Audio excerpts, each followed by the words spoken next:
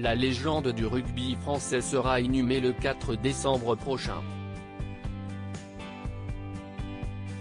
Un dernier hommage lui sera rendu avant puisqu'une messe sera célébrée en l'église Saint-Louis selon les informations de Nice Matin. Siesti dans le caveau familial au cimetière de la Ritortaillère et donc aux côtés de sa sœur Pascale que Christophe Dominici reposera. Celle qu'il considère comme sa deuxième maman, Siesti Pascale, sa sœur de 10 ans, son aînée.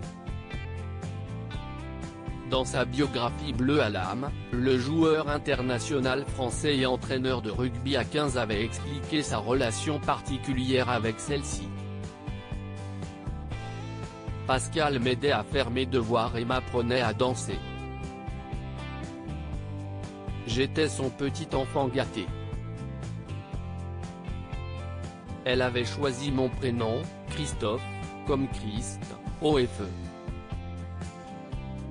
Racontait-il. Sa vie a cependant basculé un soir de printemps 1986 lorsque sa sœur n'est pas revenue.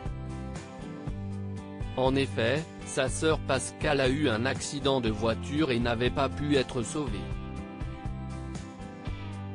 Sur une ligne droite d'autoroute, sa Talbot sans me bat au toit ouvrant est partie en tonneau, expliquait-il dans son livre.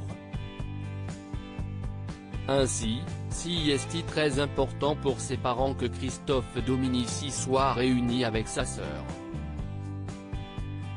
Une enquête ouverte le 24 novembre dernier, le monde entier apprenait la disparition tragique de Christophe Dominici.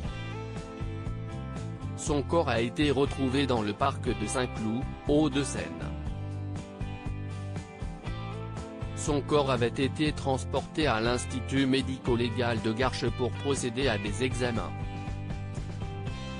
Une enquête a par la suite été ouverte et la thèse du suicide est privilégiée par les enquêteurs. Cependant, la famille du joueur rejette cette thèse comme indiqué dans un communiqué publié le 27 novembre. Hâtivement, certaines affirmations au terme desquelles Christophe aurait mis sciemment fin à ses jours ont été relayées dans les médias, mais cette thèse, particulièrement aisée, n'est pas avérée, et ne peut, en l'état, être accréditée, peut-on lire.